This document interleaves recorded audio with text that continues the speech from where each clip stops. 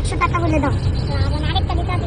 না না না না না না মানে আমি নিব না। তাড়াতাড়ি ঠিক আছে 1 2 3 4 না ধরবেন। এই আন্টির ভিডিওটা তো আপনারা ইতিমধ্যে দেখে ফেলছেন, আর দেখার পরে তারে যেভাবে পারছেন ইচ্ছেমতো ধুইছেন, আর সেই ধোয়া সহ্য করতে না পেরে আন্টি আরো একটা ভিডিও আপলোড করছে এবং সেখানে বলতেছে যে ওই ফুল বিক্রেতা মেয়েটাকে নাকি পরবর্তীতে আরো অনেক কিছু দিয়ে তাকে খুশি করে আসছে। ফুলটা কিনছি না, আমি ওকে আলহামদুলিল্লাহ অনেক ভালো টাকা দিয়েছি। কিন্তু এটা যে কত বড় ডাহা মিথ্যা কথা, এটাই এখন আমি আপনাদের সামনে প্রমাণ করে দিব। জাস্ট এই ভিডিওটা দেখেন। উনি কি তোমার বাড়তি করে টাকা দিতে পারে? না উনি বলছে তোমার নাকি খুশি করে গেছে। 5টা ফুল 150 টাকা চাইছিলাম, উনি বলছে 5টা 100 টাকা দিমু দিবান কি না আনতে দিমু না।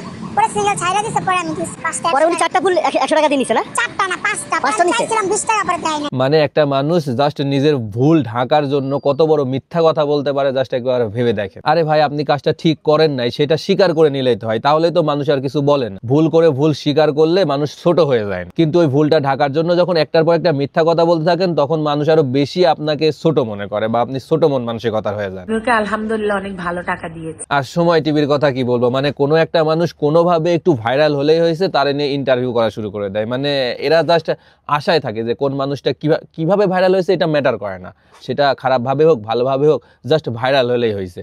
তার কাছে ছুটে চলে যায় এবং তার ইন্টারভিউ নেওয়া শুরু করে। জাস্ট ভিউজ দরকার, মানে সবাই জাস্ট ভিউজের পাগল।